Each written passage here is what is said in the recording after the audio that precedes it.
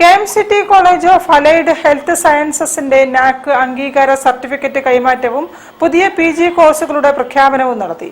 MK Raghavan MP certificate കൈമാറി. കോഴ്സുകളുടെ പ്രഖ്യാപനം ലിൻഡോ ജോസഫ് MLA നിർവഹിച്ചു.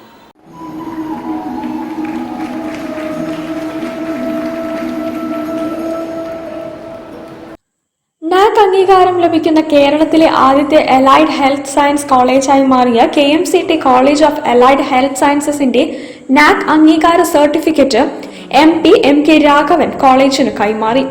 National assessment and accreditation council കോളേജിന്റെ അധ്യാപന നിലവാരം, ഗവേഷണം, അടിസ്ഥാന സൗകര്യങ്ങൾ, വിദ്യാർത്ഥി പിന്തുണ സംവിധാനങ്ങൾ എന്നീ മേഖലകളിലെ സമഗ്രമായ വിലയിരുത്തലിന് ശേഷമാണ് ഈ അംഗീകാരം നൽകിയത്.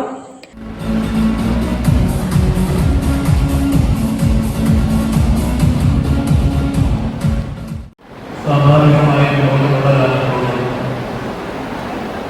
ഈ സ്ഥാപനങ്ങൾ ഉണ്ടാകുന്ന യാതൊരു തത്വമില്ല. പക്ഷെ അദ്ദേഹത്തിന് ദീർഘവീക്ഷണം തന്നെയാണ് പ്രധാനപ്പെട്ട കാര്യം. കാരണം 14,000 കുട്ടികൾക്ക് പഠിക്കാൻ അവസരമുണ്ടായി എന്ന് പറയുന്നത് കേരളത്തിൻ്റെ വിദ്യാഭ്യാസ മണ്ഡലത്തിൻ്റെ ചരിത്രത്തിൻ്റെ ഭാഗമായി മാറുകയും എല്ലാവർക്കും ചെയ്യാൻ കഴിയാത്ത കാര്യമല്ല. അതുകൊണ്ടാണ് ഞാൻ സൂചിപ്പിച്ചത് സാഹിബിന്റെ ദീർഘവീക്ഷണം തന്നെയാണ് ഈ സ്ഥാപനം ജന്മമുള്ള ഞാൻ പൂർണ്ണമായും ശ്രദ്ധിക്കാം.